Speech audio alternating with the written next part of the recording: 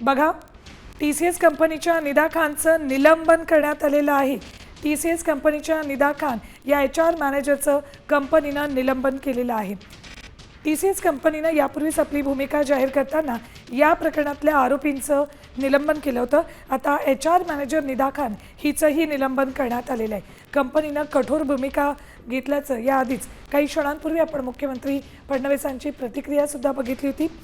TCS कंपनीनं या प्रकरणामध्ये आता गांभीर्य लक्षात घेत निलंबन जाहीर केलेलं आहे। निलंबनाचे पत्र साम टीव्हीवर बघताय।